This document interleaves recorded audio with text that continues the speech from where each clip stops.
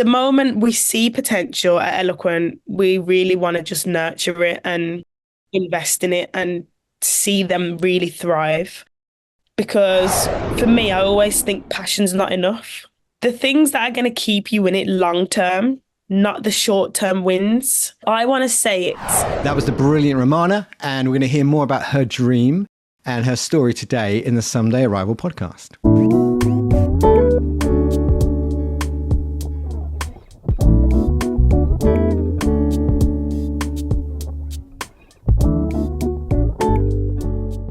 Welcome again to the Someday Arrival podcast. Now, whether you're just starting out as a leader or you're an experienced, seasoned CEO or founder like Romanah, our guest today, then we're here to help you change lives, make a difference, and reach your dream destination.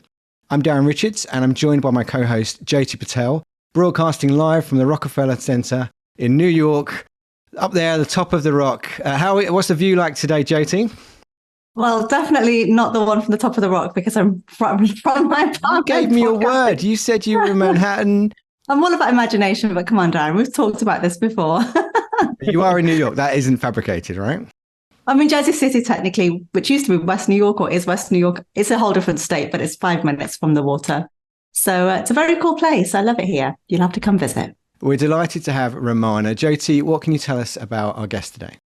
Oh, Romanah, first of all, thank you so much for joining us. And I think you like to be called Man, is that right? Yeah, that's cool.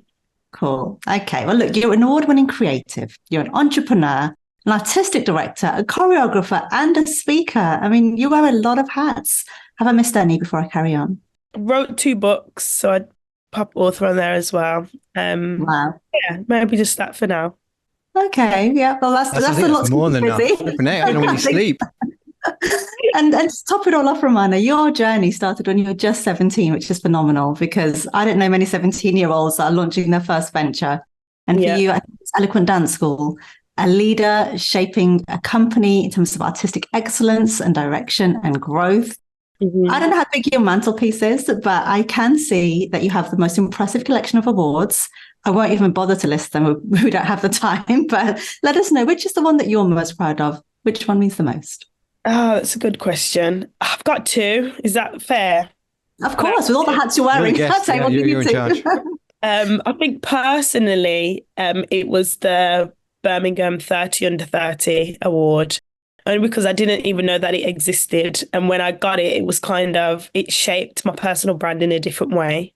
So I'll always remember that one. And then for the organisation, it's definitely the Queen's Award that took us to Buckingham Palace. I don't think it gets any better than that, really. So did you meet Her Majesty herself, or did you meet one of her courtiers? Well, we met her. The Queen had passed by the time by the time we got to Buckingham Palace, which was a shame. When we were awarded the Queen's Award, she was still alive, and then they kind of do it that you get awarded, and then 6 months later you have your trip to Buckingham Palace. So by the time we went, she'd unfortunately passed, but we had Princess Anne in her absence, which was pretty cool. And then we had William and Kate as well. So hey, look, you got the full set then in that case. That's amazing. Yeah, it was a good day. It's not your average day, that's for sure. I know, right? I know. And I didn't really know what to expect, like going to Buckingham Palace, what's the setup going to be like? But it was very relaxed. It was very chill. And there were obviously lots of other Queen's Award winning organisations and people there with MBEs and all that stuff. So yeah, it was good fun.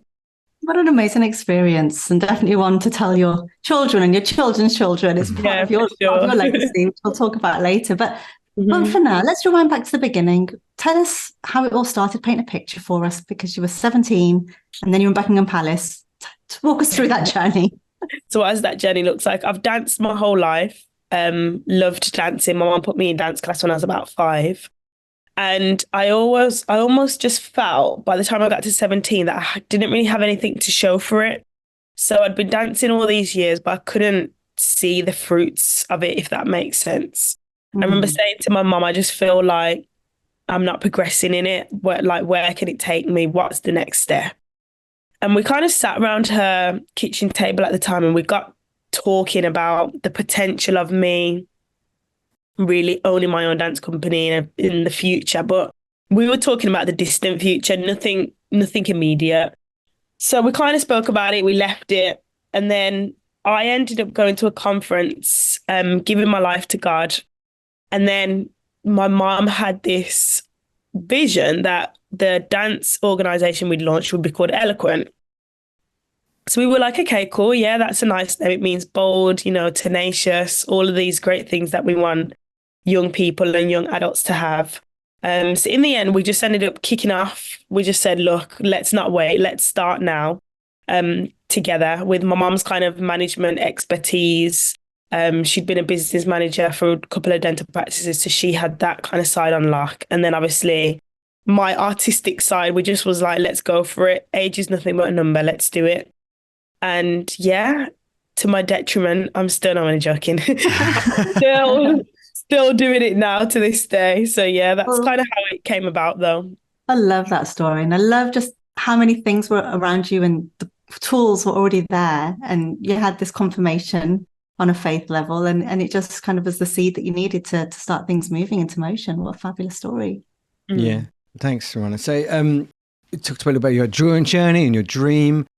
What about kind of how you sustain yourself? So one thing we don't see with leaders sometimes is below the waterline, the iceberg that no one sees, or the roots of the tree under the ground, the late nights and the mental struggle, or the challenges, or just, I'm done, I'm done, I'm out, right? Those moments, how have you kept yourself right from the early age of 17, motivated, focused, sustained? How do you keep that kind of resilience? I like that question because I want to say in the early stages of leadership, because I was so passionate about what I was doing, I'm still passionate about it, but it's a different kind of passion. So I'd almost just run on adrenaline, run on motivation, like so in love with dance, love helping young people, that I didn't think about the longevity and what that would look like if I was to do this for a long amount of time. So in the early stages, I wasn't thinking about sustainability at all. I was just young and full of energy and full of passion. But I want to say when the lockdown hit us in March 2020, I had made the decision to quit my full-time job as a maths teacher and like step into Eloquent full-time. So I was going to be the first person, the only employee in the organization. And I was just like, look, I don't want it to be a passion project anymore, like a weekend side hustle. I want to see where I can take it if I put my full mind and my full skill set to it. And that's when I really started to think about sustainability. So for me, I always think passion's not enough because you get tired. A lot of passionate people out there, a lot of people with a dream. Yeah, it's very true, but sometimes the start can feel very energizing. But middle is not energizing, it's draining and you want to give up. And, that was all the challenges that surface that passion can't sustain you for. So I started to look at the other avenues that I'd missed I think I was running Eloquent for 2020 would make 6 years. What are the avenues that I've missed that need to make this sustainable? So it's financially, it's a solid team. I can't do this on my own forever. It's also what I want to get out of life and if the two align.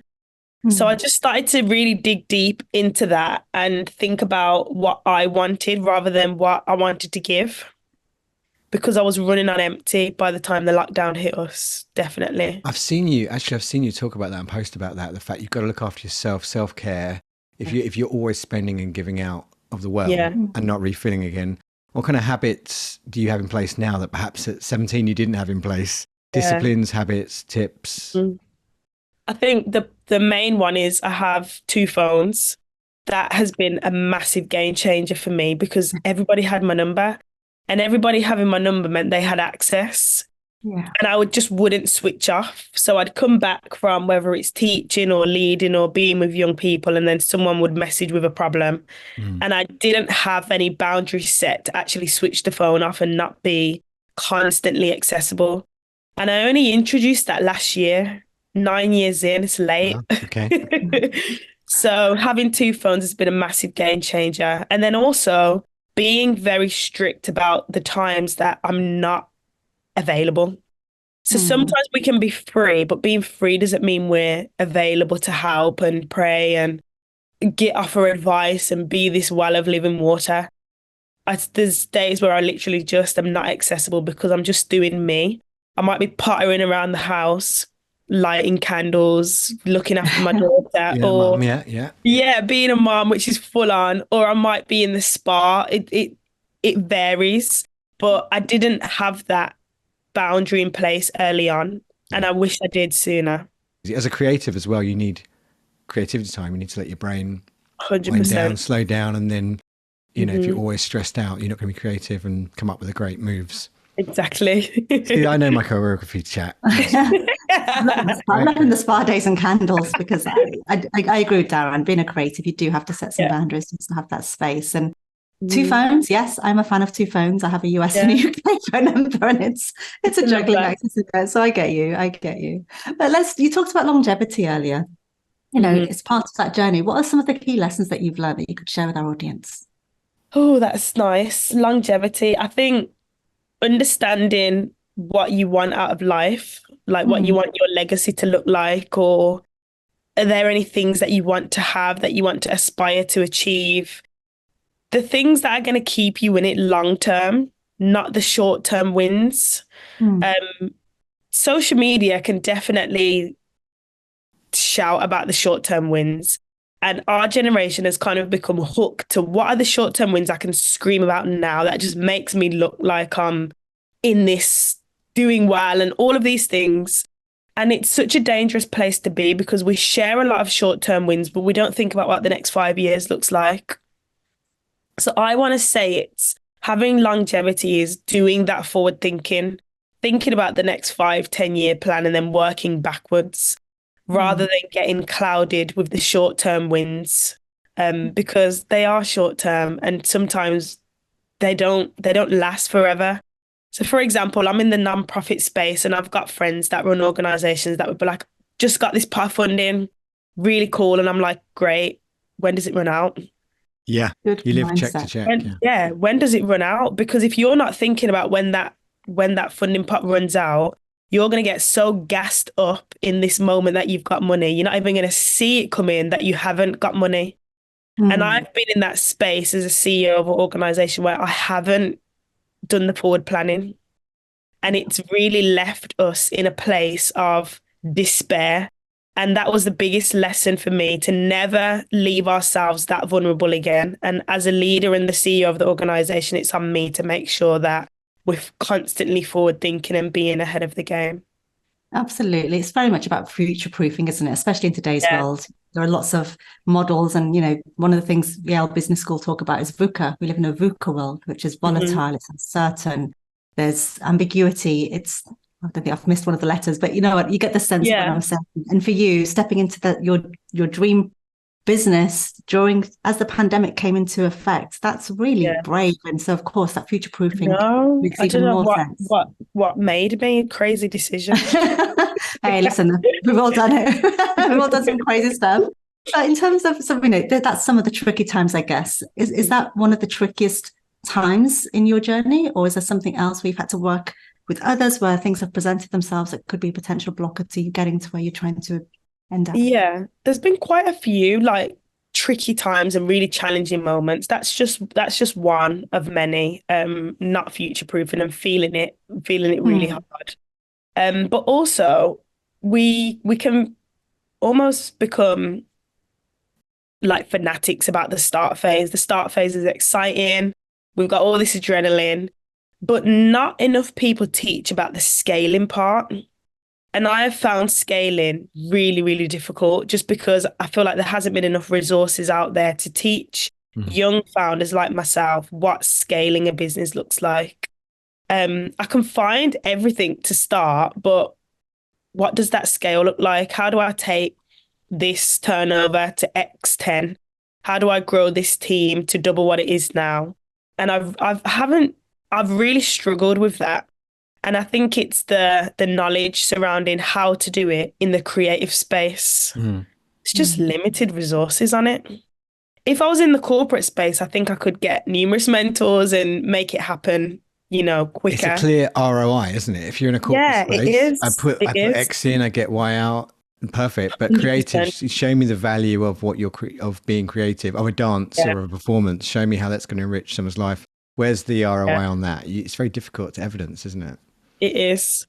But yeah, I'd say that's been one of the biggest struggles as well. I can see that. And it's interesting you talk about ROI, but you know, the pandemic showed the arts had so much value. It's what really held communities together in such a unprecedented time in history. So there's the value, but how do you even begin to articulate that in numbers? And what about, so I know you've read my book, we talked about it on your podcast, a little plug to your podcast. What kind of attributes do you need? So we've talked about some of the tips and habits. And some of the considerations, so scaling. What kind of attributes or characteristics, character traits, qualities?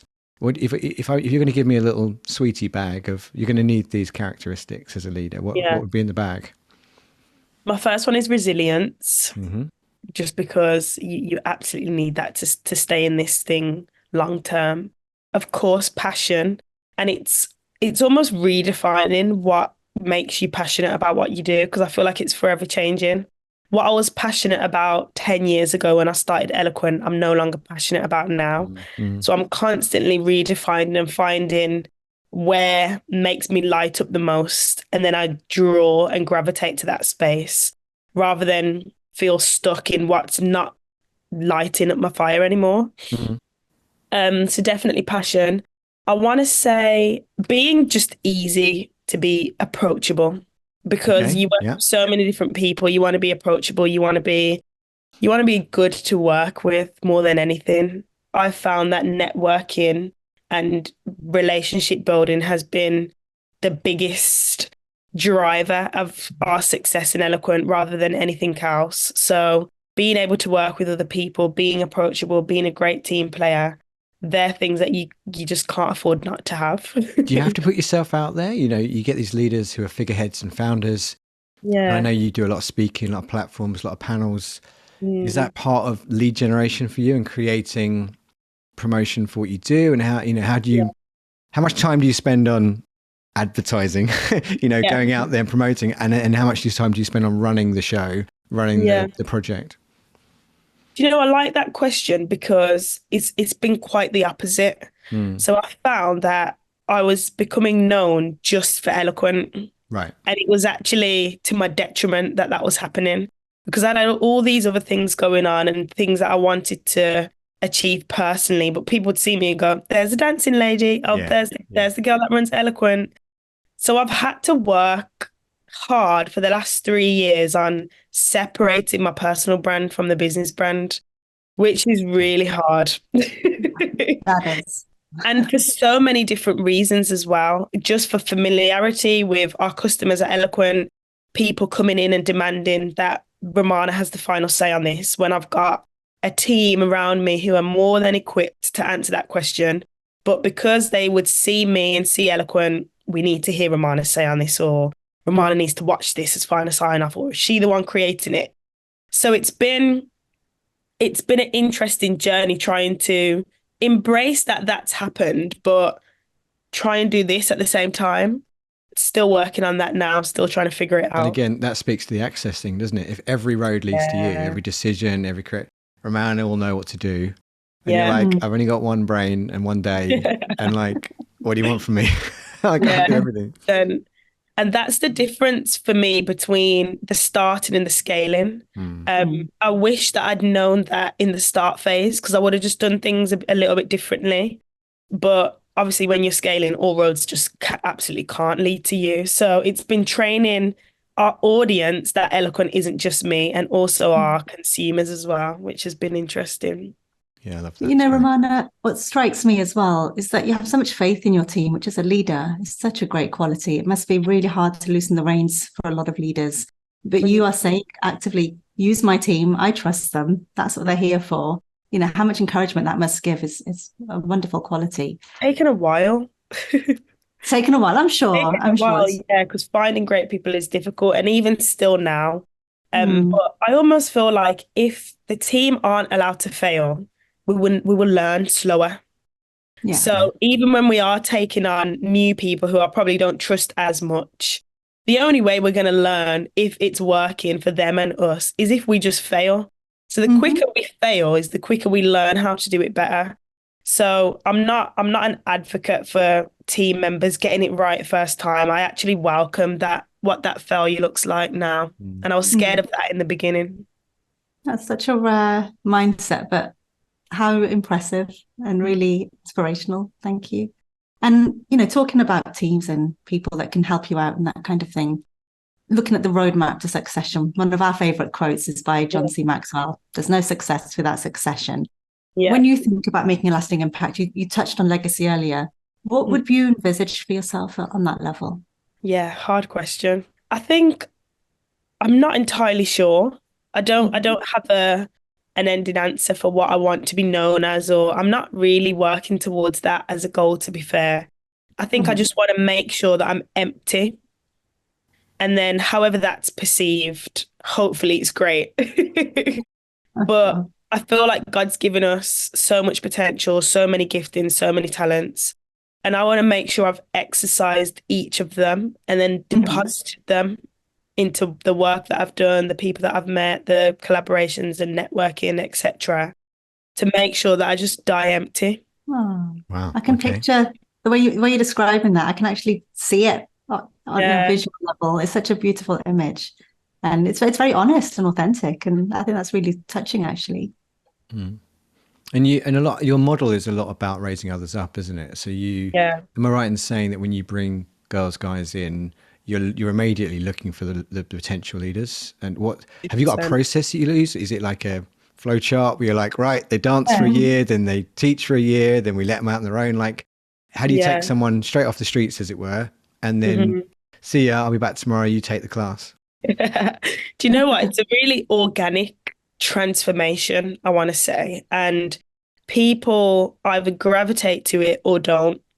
So I've got one team member, for example, that joined Eloquent when he was 15.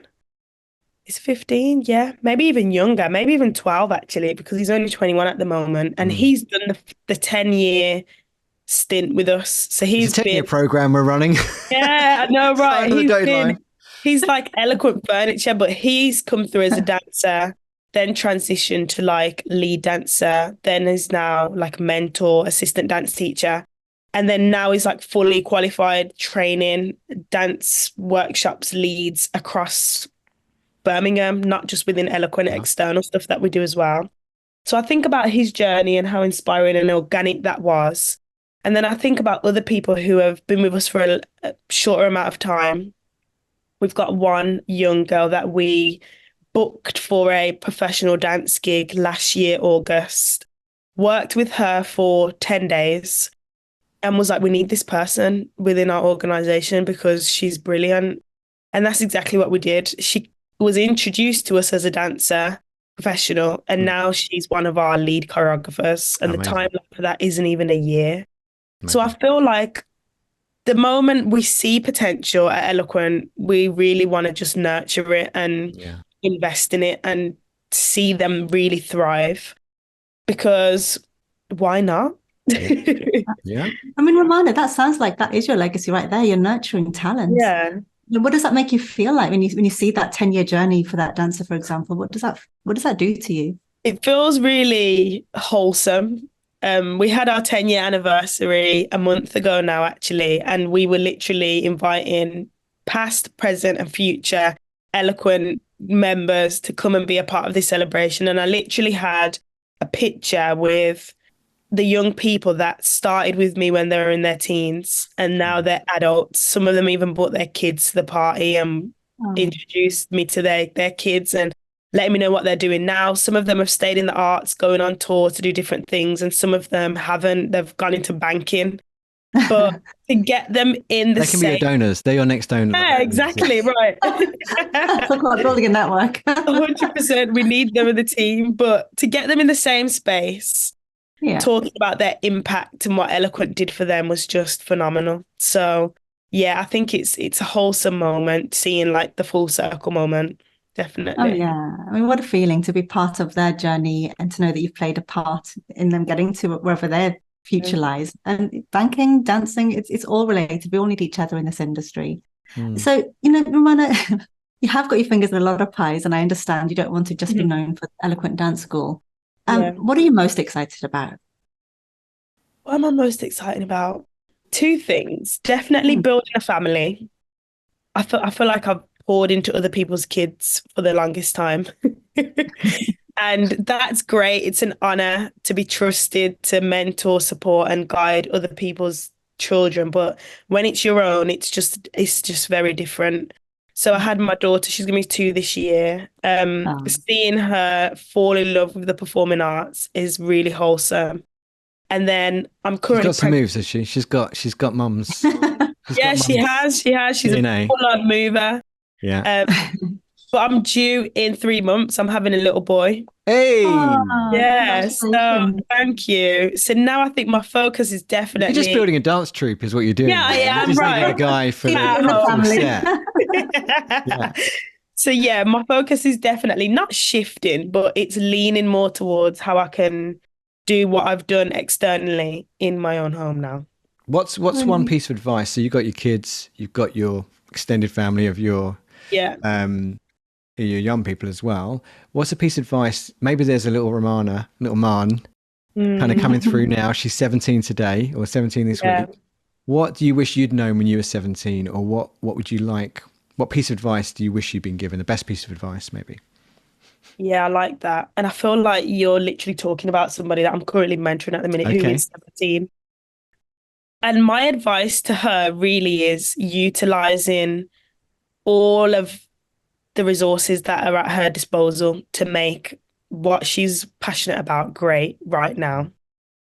And what do I mean by that? I mean, we're living in a different world now. Social media is such a great asset. And I'm just trying to teach them that if you can utilize this for your good, you're going to shorten the time span of how long it took us to get to certain places and build Yeah. networks and audiences, etc. So yeah, I want to say utilizing the resources you've got at hand now for free. So the brand building skill set is almost as important as the training, mentoring, business skills. Absolutely.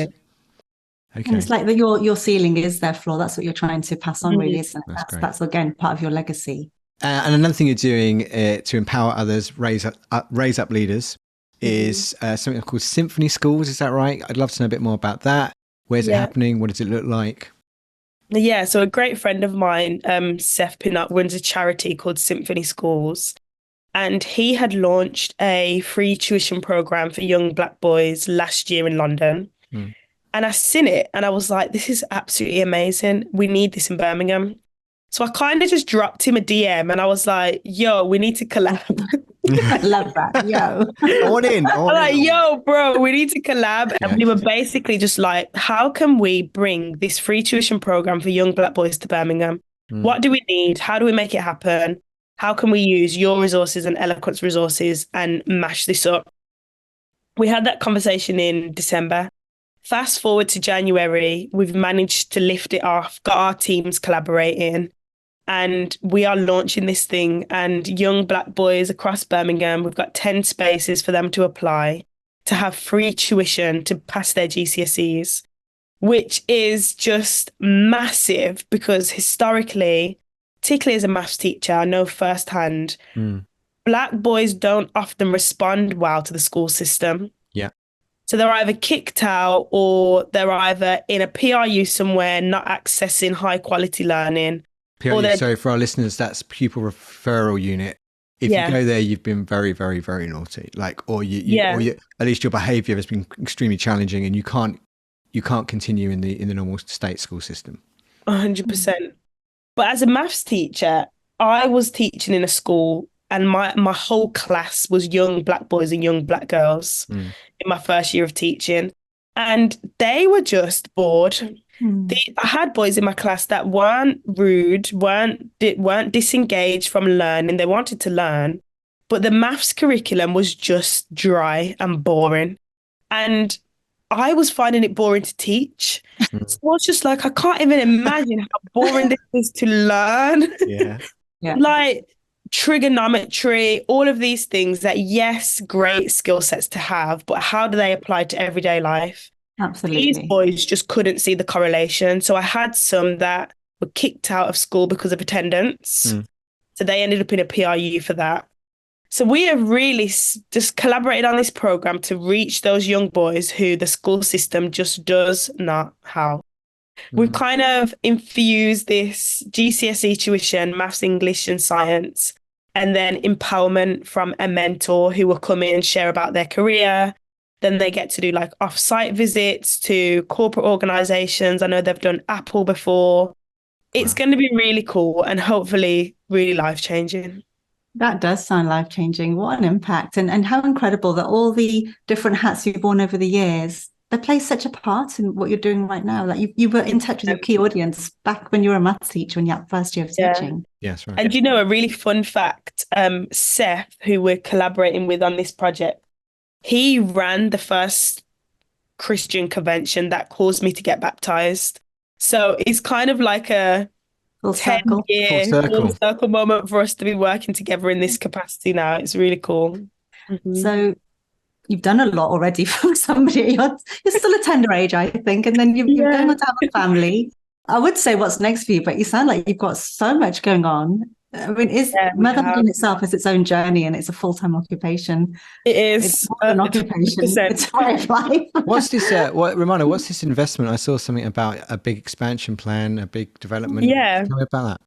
So when my daughter was 4 months, I had this grant opportunity sent across my desk. I was supposed to be on maternity leave, but it just didn't work for me. So I was obviously working. So this grant had come across my emails, and it was basically the government were giving out over 350 million to community organisations to renovate their now spaces that they were in to basically increase youth activity. And I seen it and my creative juices just began to flow. I thought, oh, if we renovate our building and I didn't have to spend a dime of my own money, what would it look like? And what would it allow us to do? So I started the application process in December 2022 and finally had it approved August 2023. So it was a long, drawn-out process of going back and forth, but we ended up getting 6-figure investment to basically knock down the building that we're in now internally, not outside, and start again, like fresh canvas, putting in a creative co-working space, a cafe, renovated dance studios, a creative content hub.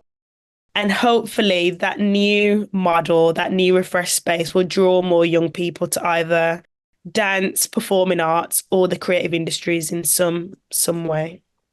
That sounds so That's exciting. Really exciting. That's right. I'll be there at the ribbon cutting. Let me know when it's for sure, definitely. Where was all this when I lived in Birmingham? Hey, nice to be now. New York is so old hat.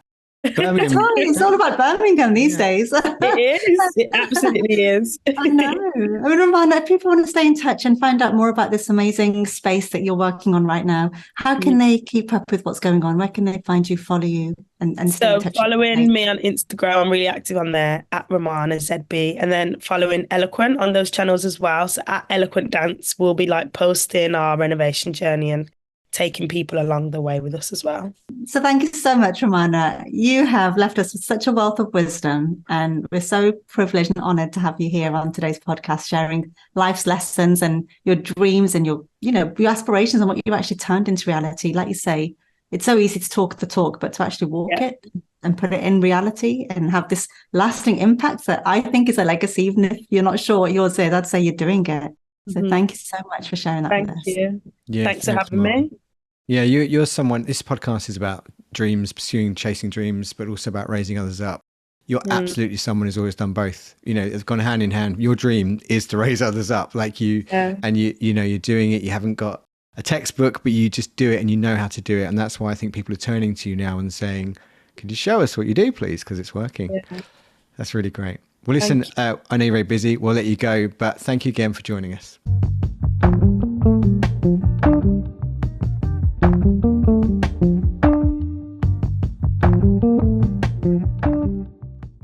Okay, so we just said goodbye to Marn, the amazing, the inspiring, the huge amounts of energy. Marn, she's someone who I really wanted to get on the podcast because I look at her life and she's not just a leader, but she's she's always got on the lookout for that next person, that next Romanah. So I love that. I just love that about her. What do you think?